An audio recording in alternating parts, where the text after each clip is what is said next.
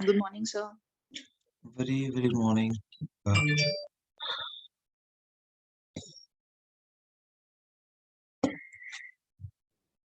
Sir, what do you think? When will be the next NET exam in January or February, sir?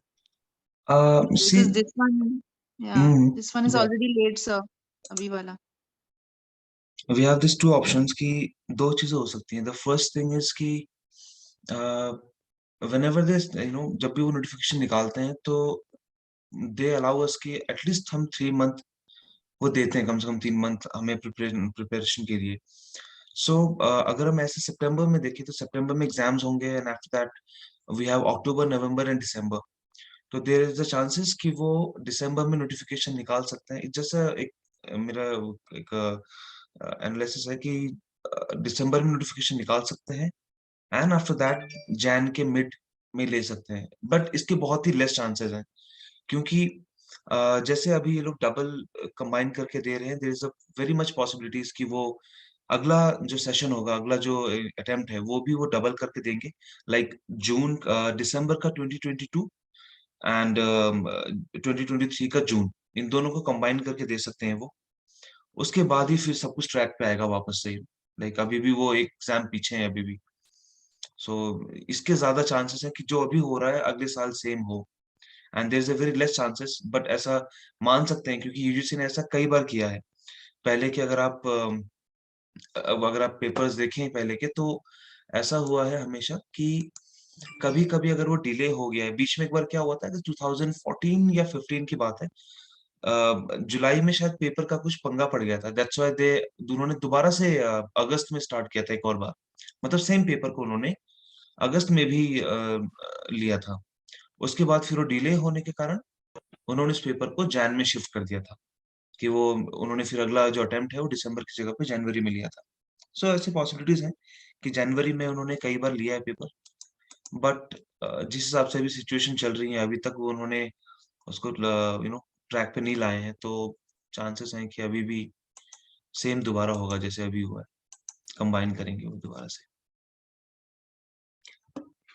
Okay, but sir. जो भी होगा वो दिसंबर में पता लग जाएगा. दिसंबर में अगर नोटिफिकेशन नहीं आया तब तो आप समझ लीजिए कि जनवरी फेब में आएगा नोटिफिकेशन और वो ये बोलेंगे कि जून में कंबाइन कर रहे हैं हम दोबारा से सारा. Let's see.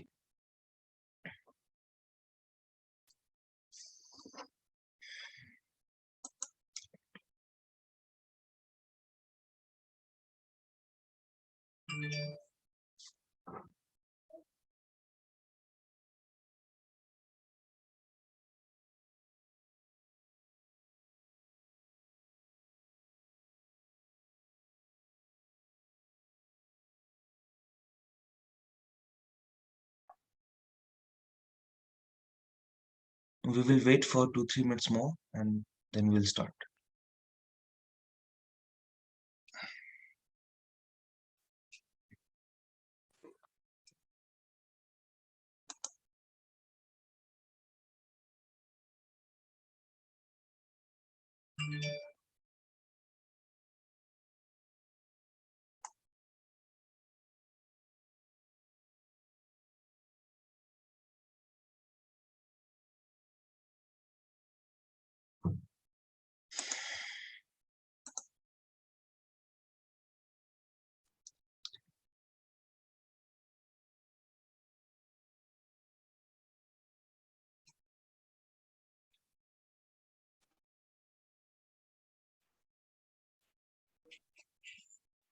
Good morning, sir. Very good morning, Wish. Morning.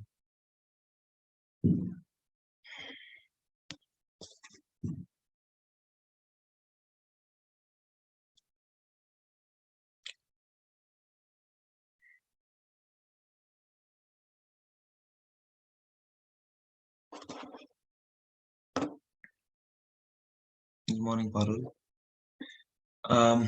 Good morning to all of you. And कल मुझे कोई किसी ने मैसेज किया था कि अजंता और एलोरा के लिए हम करेंगे कि नहीं। सो अजंता और एलोरा को ना एक चीज ये मैं बताना चाहूंगा कि जब हम प्रिपेयर करते हैं तो हम उसको बहुत ज्यादा ऐसे वैल्यू दे देते हैं कि अजंता तो पता नहीं कितना ही बड़ा टफ सेशन है और उसको तो उस पार्ट को पढ़ना पता नहीं कितना ज्यादा मुश्किल है, इतने सारे केव्स हैं, इतने सारे जब से उन्होंने वो फर्स्ट जो विजुअल कॉम्प्रिहेंशन था जिसमें उन्होंने अजंता का एक केव का एक म्यूरल दे दिया था एक छोटा सा। सो उससे फिर और ज्यादा हाइप में हो गए कि अब इस हिसाब से तो हमारे पास अजंता में कितने ही सारे म्यूरल्स हैं, किस किस को याद रखेंगे और किसका हमें पता रहेगा कि कौन सा किस सेक्शन में है वो क्या है। तो मैं इसमें ये बोलना चाहूंगा कि अजंता वाला जो सेशन है जरूरी बिल्कुल भी नहीं है कि आपको सारे केव्स याद हो कि कौन सा केव कहाँ पर है, लाइक उसमें क्या है, कोई पर्टिकुलर म्यूरल है, कोई पर्टिकुलर फ्रेस्को है वहां पे। सो वो बिल्कुल भी इम्पोर्टेंट नहीं है यहाँ पे कुछ ये अभी हम इसको थोड़ा सा रिवाइज जरूर करेंगे एलोरा और अजंता को, जिसमें ओवरऑल हमें बहुत ऐसी चीज पता लग जाएगी जहां से यूजीसी क्वेश्चन पुट आउट करता है। और आप देखेंगे तो अजंता के ऊपर जितने भी क्वेश्चंस आते हैं, जो भी क्वेश्चंस अजंता वाले सेशन से वो देते हैं, वो बहुत ज्यादा टफ नहीं होते। और किसी को अगर ये लग रहा हो कि दो जो वो विजुअल कॉम्प्रिहेंशन में जो उन्होंने क्वेश्चन दिया था वो बहुत ही नया था, मतलब कि बिल्कुल ही फर्स्ट टाइम था वो, तो ऐसा बिल्कुल भी नहीं, वो फर्स्ट टाइम बिल्कुल भी नहीं था। इससे पहले भी 2013 और 14 में मे बी एक क्वेश्चन उन्होंने जरूर उसमें दिया था और उन्होंने सेम क्वेश्चन पूछा था, वो जो इंद्र इंद्र एंड किन्नर वाला जो म्यूरल है उसके लिए ही क्वेश्चन था, लेकिन वो स्टैटिक पोर्शन में था। उन्होंने पूछा था कि ये पर्टिकुलर जो ये म्यूरल है, ये जो सीन है, ये अजंता के कौन से केव नंबर में है, वो उन्होंने पूछा हुआ है। तो कहीं ना कहीं यूजीसी कुछ नया लाने में बहुत ही ज्यादा उनको एक रिस्क है उनके लिए भी, क्योंकि इतना ज्यादा वो बहुत टफ नहीं कर सकते। हमारा ये पेपर कोई बहुत ही बड़ा मैं बोलूंगा कि बहुत ही मुश्किल पेपर नहीं है जिस जिस वजह से लोग इतना वो लोग टफ क्वेश्चन को डालें।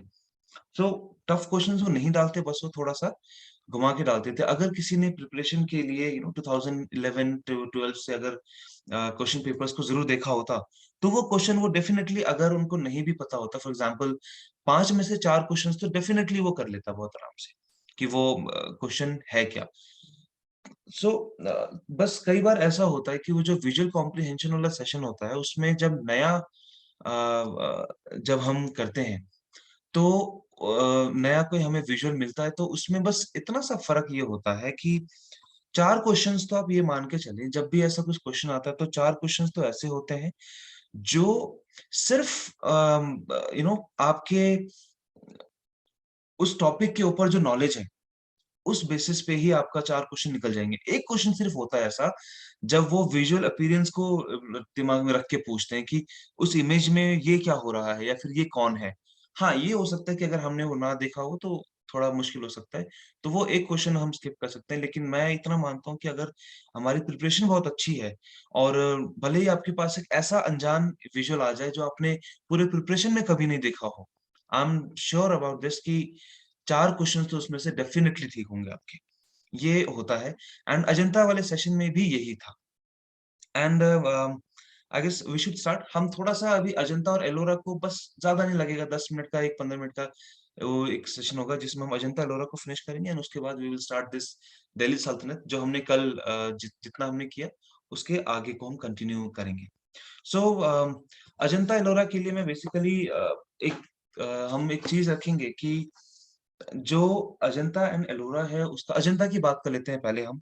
हमें पता है कि सब, अगर आप कभी गए हो तो वहां पे जो गाइड्स होते हैं, जो गाइड है वहां पे, वो लोग बहुत ही इस तरीके से बताते हैं, स्टोरीज़ बताते हैं। जब मैं गया था वहाँ पे कई बार तो स्टोरीज़ वहाँ पे ऐसे बताते हैं कि कोई जनरल था और वो शेर का शिकार करने आ रहा था एंड जब वो शिकार करते-करते वो शेर एक जगह पे आके लाइक जब एक चट्टान होता है तो चट्टान के साथ में बहुत सारा जब जंगल जब बन जाता है वो पूरी तरीके से, तो वो बहुत सारे उनके पूरा वो ढक गया था पूरे जंगल से, वो चट्टान। बट वहाँ पे ऐसा हुआ कि वो सीधा टाइगर ने जंप किया और वो सीधा उस जंगल वाले जो चट्टान के ऊपर जो घास या फिर पत्ते जो लगे हुए थे, उसके अंदर चला गया।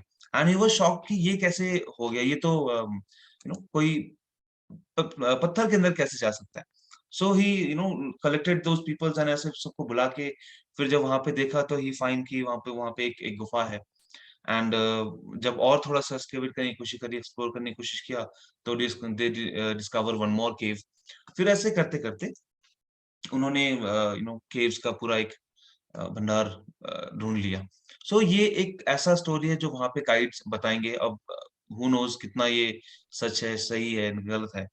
बट अजंता के लिए मैं एक चीज़ बोलता हूँ कि वहाँ पे as I told you before also वहाँ पे सबके हर एक डायनेस्टीज़ के और सबके कॉन्ट्रिब्यूशंस हैं।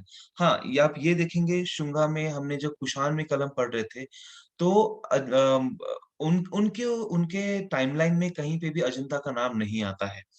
एंड लेकिन अजंता का नाम कहीं नहीं आता है, अजंता एलोरा का, लेकिन हम जब अजंता को जब हम थोड़ा-सा उसको उसके ऊपर रिसर्च करते हैं, उसको थोड़ा-सा एनालिसिस करते हैं उसके ऊपर, तो हमें दिखता है कि वहाँ पे आपने अगर देखा होगा तो वहाँ पे अगर स्तूप भी हैं अगर, तो हर स्तूप अपने-अपने अलग-अलग शेप्स में है। किसी में वो इन्वर्टेड ट्रायंगल से ऊपर लगा हुआ है पिरामिड जैसा, कोई सिंपल है, सिर्फ डोम बना हुआ है, किसी में बुद्धा की इमेज तक लग गई है वहाँ पे। और आपको याद होगा कि बुद्धा की इमेज जब तक नहीं आई थी, जब तक कुषाण का वो 4th काउंसिल नहीं हुआ था। सो अगर वो पहले बना होता, किसी में स्तूप है और किसी में स्तूप के अंदर ही उन्होंने बुद्धा को एनग्रेव कर दिया है। So how is it possible? May be ये ज़रूर हुआ होगा कि किसी ने जब वो स्तूप बनाया होगा, फिर जब ये कुषाण्स आए एंड उसके बाद मेबी कुषाण्स ने किया हो या फिर उसके अलावा और भी कोई छोटे-मोटे डायनास्टीज़ होंगे उस टाइमलाइन में, उन्होंने वहाँ पे उसी स्तूपा में बुद्धा को कार्व कर दिया हो। सो ऐसी बहुत सारी पॉसिबिलिटीज़ हैं और ये पॉसिबिलिटीज़ खुद जो अजंता के जो आर्किटेक्चर हैं, वो ये बताते हैं एंड सो अजंता के सेक्शन में हमने 1-2 चीज़ हम याद रखते हैं। पहली चीज़ कि चैत्य और विहारा का कांसेप्ट यहाँ से शुरू होता है। आज के डेट पे जो आप मॉनेस्ट्रीज़ देखते हैं, कहीं पे अगर आप स्पीति, लद्दाख तरफ आप जाते हैं, तो you will see the monasteries Sikkim, Gangtok या मेबी और भी कई जगहों पे नॉर्मल भी मिल जाते हैं। तो आपने कांसेप्ट वहाँ पे देखा होगा कि मॉनेस्ट्रीज़ में मॉन्क रहते हैं वहाँ पे। जो मंक्स हैं वो अभी भी वहाँ पे रहते हैं और ये कांसेप्ट शुरुआत वहीं से आया है, राइट? अब थोड़ा-सा और ज़्यादा हो गया है कि उसको और अपग्रेड कर दिया है कि अब तो वहाँ पे जो छोटे-छोटे मंक्स होते हैं जिनको अभी-अभी वो 6-6, 8-8 साल के बच्चे हुए हैं और उनको वहाँ पे रख दिया और उनको पहले से ही डिसाइडेड है कि that they will be the monk and वहीं पे उनका पढ़ाई, वहीं पे खाना, काइंड ऑफ अ गुरुकुल। वो ऐसा अब ये जाके ये सिस्टम हो चुका है, बट इसका एक इनिशियल स्टेज यही रहा है जहाँ पे चैत्य और विहार का कांसेप्ट आया। आई गेस एवरीवन नोज़ कि चैत्य विहार वाला सेक्शन क्या है, जहाँ पे विहार इज़ समथिंग जहाँ पे वो जो मंक्स हैं वो रहते थे। लाइक उनका स्टेइंग एरिया होता था एंड चैत्य वाज़ जहाँ पे वो वर्शिप करते थे, उस पूरी जगह पे ऐसा करते थे। सो अजंता में ये दोनों ही चीज़ें हैं, चैत्य और विहारा ये दोनों ही वहाँ पे हैं और आप देखेंगे क्वेश्चन्स में एक बार मुझे भी याद है, यूजीसी का एक क्वेश्चन था रिसेंटली मैं देख रहा था। सो वहाँ पे एक एक कंस उन्होंने ये बोला हुआ था शायद 2020 का ही पेपर था, मैं कल ही डिस्कस कर रहा था एक स्टूडेंट के साथ। रात को। सो वहाँ पे लिखा हुआ था कि जितने भी म्यूरल्स हैं अजंता के जो म्यूरल्स हैं वो कौन-कौन से एरिया के मतलब कौन-कौन से पर्टिकुलर फॉलोइंग जो ये टर्म्स हैं, इनमें से कहाँ-कहाँ पे म्यूरल फेमस हैं। तो उनमें से एक जगह लिखा हुआ था ऑल विहारास। सो विहारास में आप देखेंगे तो अगर आप कभी गए होंगे उनमें से आप में से कोई तो आप देखेंगे कि जो म्यूरल्स हैं, जो फ्रेस्कोस हैं वो सारे चैत्य में बने हुए हैं और मतलब बाहर की तरफ बने हुए हैं। अंदर विहारास के अंदर नहीं बने हुए। जहाँ पे वो मंक्स रहते हैं वहाँ पे सिर्फ एक स्लैब है जहाँ पे वो सोते थे और अंदर सिर्फ वो एकदम प्लेन एरिया है, वहाँ पे कुछ भी उन्होंने ड्रॉ नहीं किया है। इवन वहाँ पे they don't have a door also पूरा ऐसे ब्लैंक है। सो ये एक समझेंगे कि विहारास के अंदर जहाँ पे मंक्स रहते थे, वहाँ पे कोई भी फ्रेस्कोस नहीं है। They are plane. एंड एक और क्वेश्चन यहाँ पे ये भी आता है कि जो फ्रेस्कोज है, जो हम जातक स्टोरीज और जितने भी स्टोरीज वहां पे हम देखते हैं, वो सब के सब सॉरी, वो सिर्फ दीवारों पे है, सीलिंग में नहीं है। इस बात को भी याद रखेंगे, क्वेश्चन में एक बार आ चुका है ये, असर्शन रीजनिंग में ही। एंड सबको ऐसा लगा कि ओह हाँ, म्यूरल तो है सब में, एंड दे टेक कि दिस स्टेटमेंट इज ट्रू, जबकि वो गलत है, क्योंकि सीलिंग में नहीं है। सीलिंग में सिर्फ डिजाइन और पैटर्न्स बने हुए हैं, वहां पे एनिमल्स, फ्लावर्स और ऐसे डिजाइन पैटर्न्स, ऐसे बहुत सारी इस तरीके से चीजें बनी हुई हैं, लेकिन कोई भी स्टोरी नरेशन नहीं है सीलिंग के ऊपर, सिर्फ साइड वॉल्स में है। तो ये भी एक ध्यान रखने वाली चीज है। दूसरी चीज आपको क्या देखनी है कि वहां पे कई बार क्वेश्चन आता है मैच द फॉलोइंग्स में, केव number this this this this this, और दूसरे कॉलम में आता है ये चैत्य है, ये विहारा है, ये है, ये वो है, इस तरीके से करके आता है। तो बच्चे कहाँ पे फंसते हैं सबसे पहले कि चैत्य और विहारा, ये तो याद करना बड़ा मुश्किल है, 30 केव्स हैं, कैसे हम सबको एक एक करके याद रखेंगे। तो आप यहाँ पे एक चीज देखेंगे कि अजंता में हमारे पास टोटल 5 चैत्य हैं, सिर्फ 5। आप लिख सकते हैं there are 5 chaityas in Ajanta. Number 9 लिख सकते हैं आप इसको, ये बहुत इजी करेगा आपको। Number 9, number 10, 19, 26 and 29। 9, 10, 19, 26 एंड 29, 29। ये 5 है, सिर्फ चैत्य हैं, बाकी सब के सब विहार हैं। सो आप क्या करें, ये एक ट्रिक आपके पास ये रहेगा, आपको विहारास याद करने की बिल्कुल भी जरूरत नहीं है। आप ये सिर्फ 5 ऐसे याद रखें, और ये बहुत ही सिमिलर से आपको कुछ कॉम्बिनेशन दिखेगा, देखिए 9, 10 दोनों का ऐड कर देंगे, there is 19, and after that we have 26 and 29। 26 and 29, वो 3 3 का कॉम्बिनेशन आ रहा है उसमें, एक 6 और 9 का। सो ऐसे याद, मैंने ऐसे याद किया था जब मैं इसको कर रहा था। सो आप सिर्फ चैत्य याद कर लें, और उसके बाद वहां पे कोई भी केव्स आ जाते हैं, आपको सिर्फ चैत्य का नंबर याद रखना है, कि क्योंकि जहां पे वो विहारास देंगे, आपको मे बी विहारास ना पता हो, लेकिन चैत्य तो सिर्फ 5 है, वो याद रख सकते हैं हम। तो चैत्य इन्हीं में से कोई एक आ जाएगा, आपने चैत्य पे क्लिक करना है, एंड आप ऑप्शन में देखेंगे कि चैत्य सिर्फ एक ही ऑप्शन में इस तरीके से मिलेगा आपको वहां पे, कि मतलब डबल करके आपको कंफ्यूज नहीं करेंगे, वो हमेशा सिंगल में होगा। दैट्स ये उनका पैटर्न है। एंड दूसरी चीज आप एक और क्या याद रखेंगे कि म्यूरल्स, जैसे आप देखते हो केव नंबर 1 सबसे फेमस है, वो अपने अवलोकितेश्वरा की डिपिक्शन के लिए सबसे ज्यादा फेमस है, वो सबको पता होता है। अगर किसी ने वहां पे पूछ लिया कि अजंता के लिए ऐसा ये अवलोकितेश्वरा का जो है बोधिसत्व, वो कौन से उसमें है, पद्मपानी केव नंबर 1 में, सबको पता है। अपार्ट ऑफ दैट, अगर वो कोई अलग म्यूरल पूछते हैं, तो that will be only cave number 17। आप लिख लेंगे कि जो केव नंबर 17 है, वो म्यूरल्स का सबसे बड़ा हॉल है, मतलब कि जिसमें सबसे ज्यादा म्यूरल डिपिक्शंस हैं, that is cave number 17, right. तो यूजीसी क्या करता है कि या वो दो चीजें पूछेगा, या तो केव नंबर 1 जिसमें वो फेमस म्यूरल है, या तो केव नंबर 17 जिसमें सारे म्यूरल्स आपको मिलेंगे, मतलब जो सबसे ह्यूज केव है, जिसमें सबसे ज्यादा लार्जेस्ट अमाउंट ऑफ फ्रेस्कोज हैं, तो वो एक सबसे फेमस ज्यादा हो जाता है। तो ये जो इंदिरा एंड किन्नर वाला जो केस था, जो सॉरी, जो किन्नर और इंद्र वाला जो म्यूरल था, that was in cave number 17 होंगे, राइट। तो there is a lots of chances कि आपको कभी रैंडम सा कोई भी आपको पूछ ले जाता है। हाँ, ऐसा जरूर है कि हर केव में बहुत सारे केव में एक ही जातक स्टोरी को बार बार रिपीट में बनाया हुआ है। आप अगर वेशांत्र जातक का केव नंबर इसमें देखोगे, तो आपको केव नंबर उसमें भी मिलेगा, एक और में मिलेगा, रैंडमली और 4-5 केव्स में आपको मिल जाएगा। लेकिन जो सब जगह पे मिल रहा है, उसको नहीं पूछेंगे, उसको बिल्कुल भी नहीं पूछेंगे।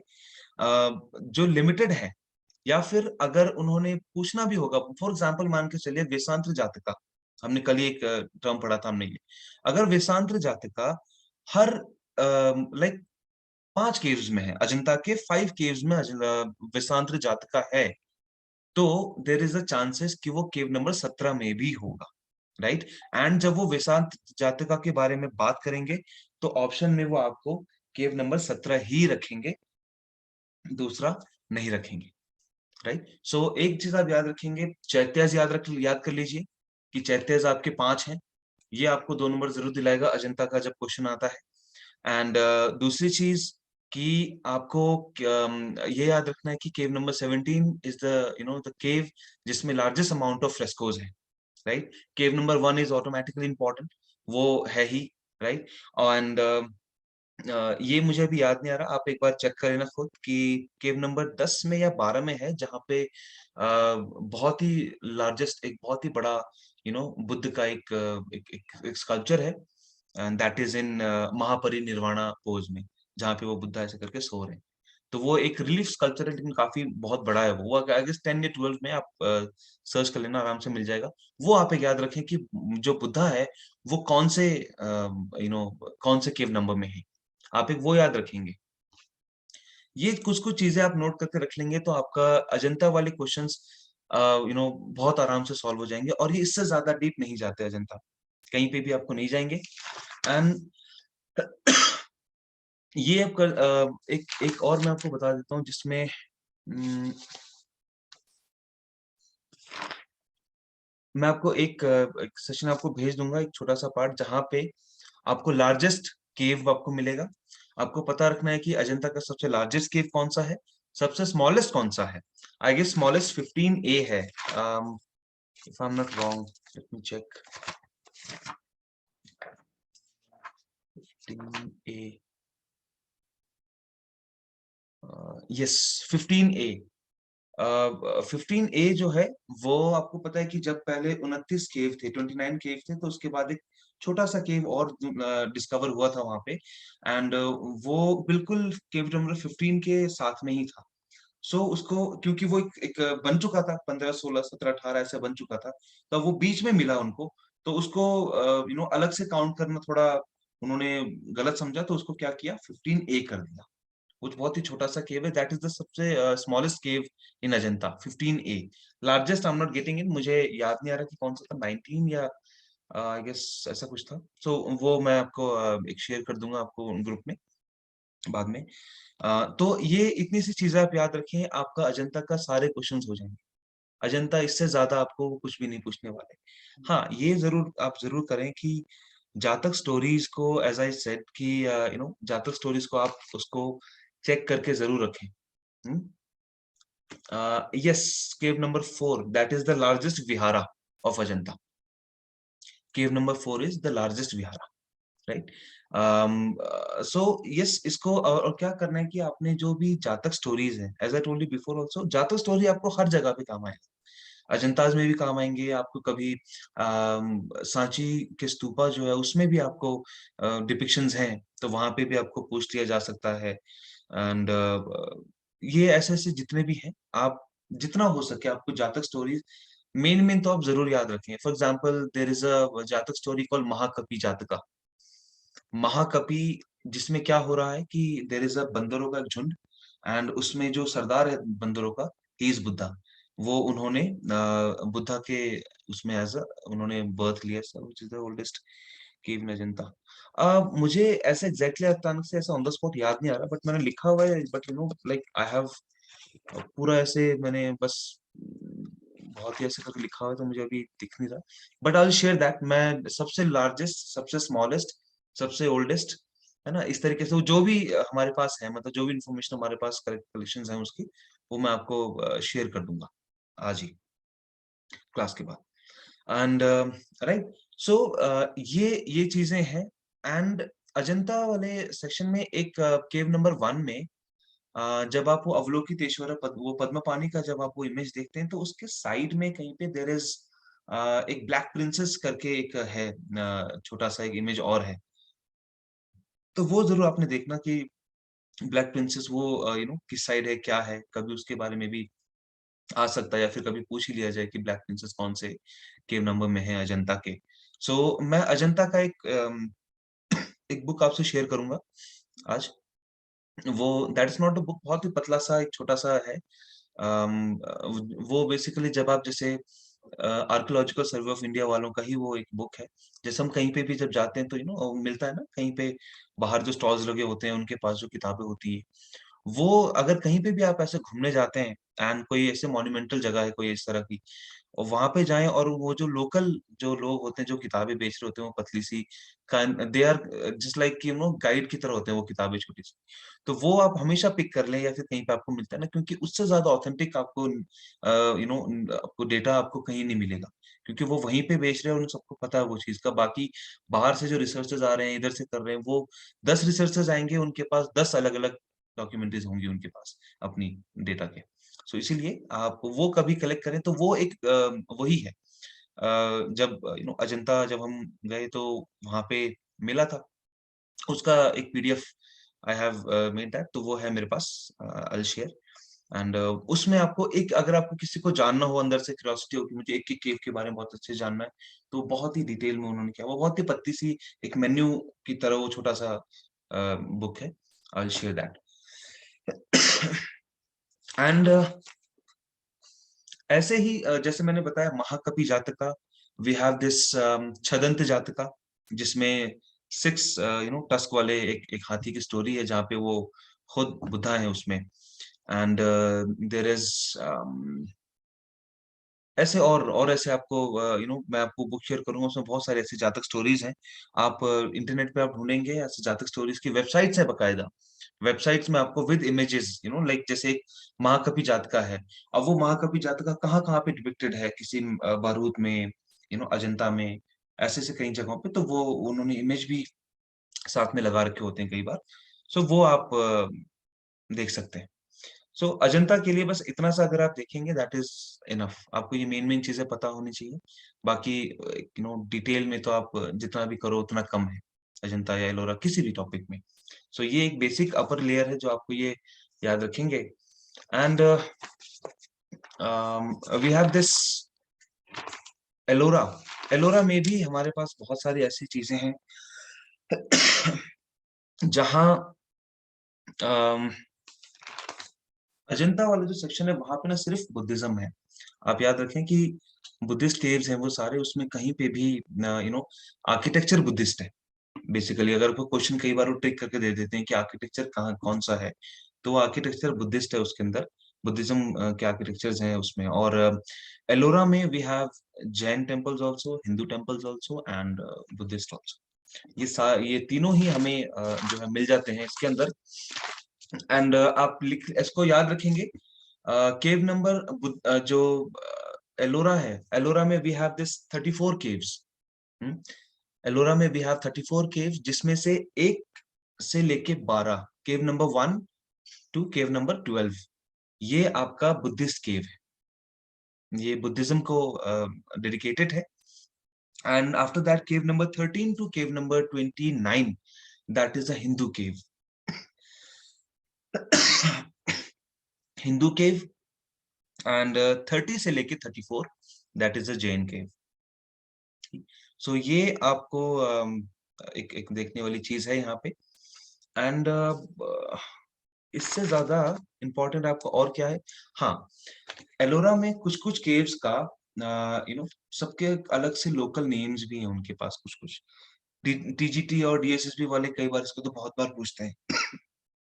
सो वो आप ज़रूर आप याद रख सकते हैं। फॉर एग्ज़ाम्पल के तौर पे केव नंबर 10 को आप लिख लीजिए सिर्फ।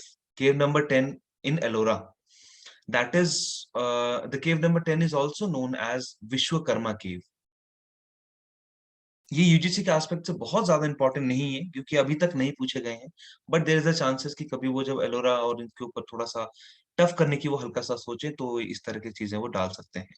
Cave number 10 is also known as Vishwakarma Cave, and it is the only Chaitya hall in Ellora. It is the only Chaitya hall in Ellora. बाकी के सारे जो 1 से 12 के बीच में हमने जो लिखा, 10वां जो केव है, that is Chaitya, and all are viharas.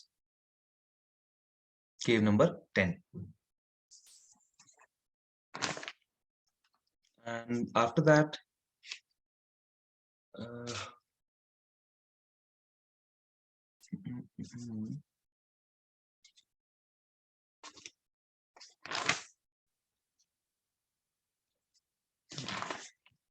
okay, time is running out.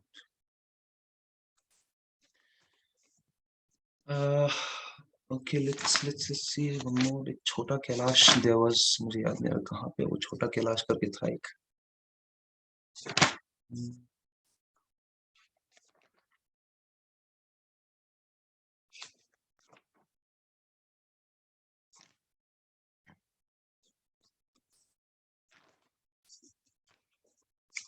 Cave number 16 को ही कर लेते हैं। एक एक और केव था जिसको ना छोटा कैलाश भी कहा जाता है। आई एम नॉट गेटिंग दैट, कहाँ पे था, कौन से केव नंबर में था, मुझे ऐसे जबानी याद नहीं है वो। आप केव नंबर 16 को लिख लेंगे अभी फिलहाल तो।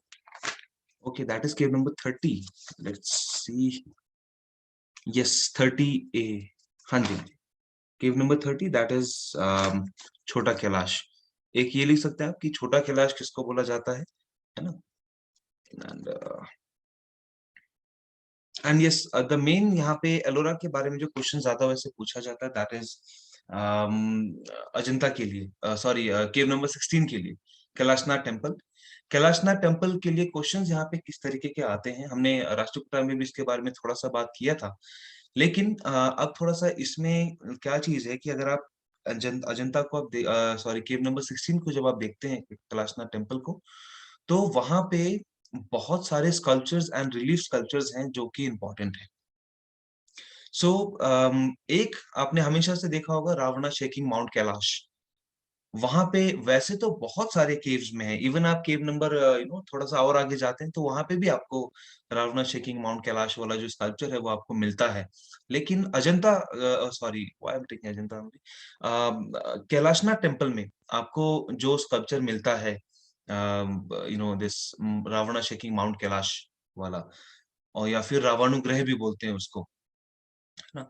तो वो आपको अजंता में ही मिलता है and that is not, sorry Ajanta cave number 16 में। वो आपने जरूर नोट करके रखना है कि कैलाशनाथ टेम्पल में जो है रावणा शेकिंग माउंट कैलाश एक स्कल्पचर, ये इंपॉर्टेंट है। एंड दूसरा देर इज तिरपुरंतक, तिरपुरंतक शिवा करके एक स्कल्पचर है। वो तिरपुरंतक बेसिकली क्या है, तिरपुरंतक शिवा का ही एक दूसरा नाम है। It's basically the one who जिसने त्रिपुरा का अंत किया है। सो एक ऐसा सेक्शन रहा है यहाँ पे कि इसकी स्टोरी इसकी ऐसी रही थी, एक टाइम ऐसा रहा जब एक जगह पे वो ऋषि मुनि बहुत सारे यज्ञ करते थे और उनका अपना वो वर्शिप, उसका इनका एक प्लेस था। सो वहां पे बहुत सारे राक्षस आके, देयर वाज अ एक सिटी जो त्रिपुरा करके एक शहर था जो उनसे थोड़ा सा दूर था। सो राक्षस वहां से आते थे एंड उनको वो परेशान करते थे बहुत ज्यादा। तो दे वेंट टू शिवा और उनको बोला कि ये हमें बहुत परेशान करते हैं एंड जस्ट हेल्प अस।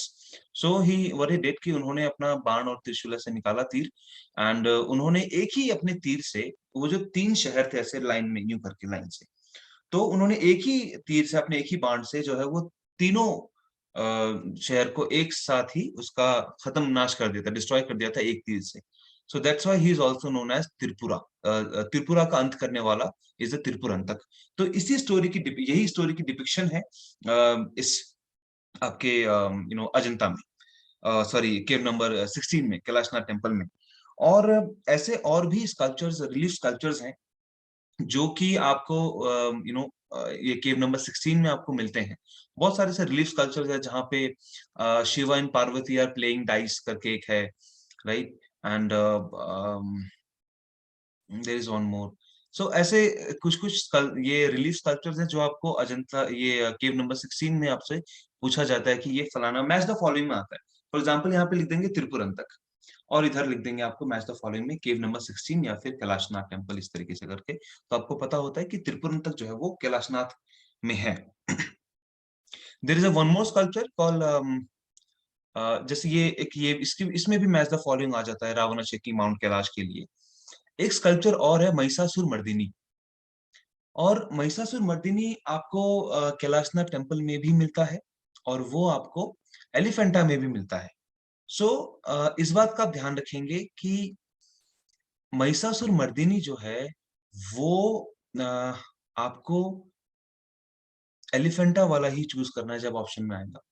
एक बार क्वेश्चन आया हुआ है, उन्होंने क्या किया था, एक कॉलम में मैच द फॉलोइंग की ही बात है, एक कॉलम में उन्होंने तिरुपुरंतक लिखा हुआ था, यस यस, तिरुपुरंतक लिखा हुआ था एंड महिषासुरमर्दिनी लिखा हुआ था। और 2 तो ऑप्शन ये थे। सेकंड कॉलम में उन्होंने एक जगह पे एलिफेंटा, एक जगह पे कैलाशनाथ टेम्पल। अगर आप ऐसे देखें तो कैलाशनाथ टेम्पल में दोनों हैं, महिषासुरमर्दिनी भी है और तिरुपुरंतक भी है। और आप ये सोचें कि मैं तो महिषासुर लगा दूँगा और अगर बाद में अगर कुछ होता है, मान लीजिए अगर कुछ क्लेम करना होगा तो हम कर देंगे। आप कर भी सकते हैं, लेकिन आप ये भी तो देखिए उन्होंने ऑप्शन में तिरुपुरंतक भी तो रखा है, लेकिन तिरुपुरंतक तो कहीं नहीं है। तिरुपुरंतक तो एलिफेंटा में नहीं है, वो तो सिर्फ कैलाशनाथ टेम्पल में ही है। तो ऑब्वियसली ऑप्शन ऑप्शन आपका तिरुपंतक की तरफ जाना चाहिए कैलाशनाथ का, फिर महिषासुरमर्दिनी आपको ऑटोमैटिकली एलिफेंटा में क्लिक हो जाएगा। सो ये कुछ ऐसी चीज़ों का आपको ध्यान रखना होता है इसमें एंड अजंता के कैलाशनाथ टेम्पल के बेसिकली स्कल्पचर्स जो है, रिलीफ स्कल्पचर्स, उनके बारे में बात होती है। उससे ज़्यादा वो उनका जो रिवर्स टेक्नीक है, कटिंग टेक्नीक है, उसके बारे में बात हो जाएगा। कभी आपसे ये बहुत ही सिंपल क्वेश्चन पूछ लेंगे कि कैलाशनाथ टेम्पल जो है उसका वो कौन से केव नंबर है, वो कौन-सा केव नंबर है एलोरा का? That is cave number 16। बहुत ही ईज़ी क्वेश्चन, राइट? सो यही कुछ ऐसे हैं जो आपको पूछे जा सकते हैं। हालाँकि ये जो जितने भी केव नंबर्स हैं, जो हम केव के नाम हैं, जैसे एक एक और केव था, आई गेस उसको हाँ, केव नंबर 32 को जो जैन केव है, केव number 32 that is called Indra सभा। आप ये भी लिख सकते हैं। ये टीजीटी, पीजीटी में आ रखे हैं। ये हमारे अभी तक नेट पे नहीं आए हैं। हालाँकि हमने ये बहुत बार मैंने देखा है कि यूजीसी के क्वेश्चन्स को ये टीजीटी वाले और डीएसएसपी वाले कॉपी करके अपने उसमें पेस्ट कर लेते हैं। लेकिन ऐसा कभी ज़्यादा अभी हुआ नहीं है कि जब टीजीटी उन लोगों के क्वेश्चन्स कभी यूजीसी ने कॉपी किया हो। वो उनके पास अपने ही वो या तो रिपीटेड होते हैं या तो फिर उनका अपना ही वो करके रखते हैं। बट येस आप फिर भी एक अपनी तरफ से थोड़ा-सा बैकअप लेके ज़रूर चलें कि छोटा Kailash that is cave number 30A and 32 cave number 32 is Indra सभा इन एलोरा। सो ये इतनी सी चीज़ें आप सिर्फ ध्यान में रखते हैं कि अजंता और एलोरा इन दोनों में इतने से मेन-मेन फैक्टर्स आप याद रखेंगे आपका बहुत ईज़िली हो जाएगा। अदरवाइज़ अगर आपको डिटेल में पढ़ना हो तो ऐसे तो 400-500 पेजेज़ की किताबें भी कम पड़ जाती हैं आपके पास, बहुत सारी। जब मैं प्रिपेयर कर रहा था तो लिटरली मुझे उस टाइम पे जब नहीं पता था, मैंने बहुत सारी किताबें अजंता एलोरा की 300-300 400 पेजेज़ की किताबें, वो पढ़ डाली। जब पढ़ लिया उसके बाद पता लगा कि यार ये तो ज़रूरत ही नहीं है। क्यों इतना टाइम वेस्ट हो रहा है बैठ के? तो वो कहीं न कहीं उस टाइम पे कोई था नहीं ऐसे जो मुझे बोल दे कि ये कर ले सिर्फ, इतना करोगे तो हो जाएगा, इतना ज़्यादा करने की ज़रूरत नहीं है। एंड जब उसके बाद जब ये कर लिया फिर जब क्वेश्चन पेपर्स को देखा तब जितने भी अजंता एलोरा के क्वेश्चन्स थे, मैंने उनको मैं बहुत उस टाइम पे डेडिकेटेडली मैंने किया था। मैं बेसिकली क्या करता था कि जो क्वेश्चन पेपर्स हैं मेरे पास, अगर मेरे पास 10 साल के क्वेश्चन पेपर्स हैं, मैं सबको बैठता था और कई बार जब करते-करते अजंता वालों को अलग कर लेता था मैं कि अजंता में क्या-क्या पूछे गए हैं। उसी बेसिस पे फिर मैं अपनी तैयारी करता था। कभी देख लिया कि मुगल्स में क्या पूछे जा रहे हैं, ये पहाड़ी मिनिएचर में क्या पूछा जा रहा है। सो ऐसे करके मैंने कई बार कलेक्शंस किए थे उस टाइम पे फिर थोड़ा-थोड़ा करते हुए वो हुआ तो उससे मुझे पता लगा कि इतना अगर आप कर लेंगे अजंता एलोरा के लिए that is more than enough. इससे ज़्यादा अगर नहीं आपसे पूछेंगे क्योंकि उनको अजंता एलोरा से सिर्फ 1 क्वेश्चन उठाना होता है, 1 या 2 क्वेश्चन मैक्स टू मैक्स। अब वो कितना डीप चले जाएँगे। तो वो यही इन्हीं सब में ही वो रहते हैं, right? So this is Ajanta and Ellora. We have less than 1 minute to cover this और हम इसके बाद हम will continue with this Delhi Saltanat इस class के. I'll be sharing this another link, right? It's about to finish.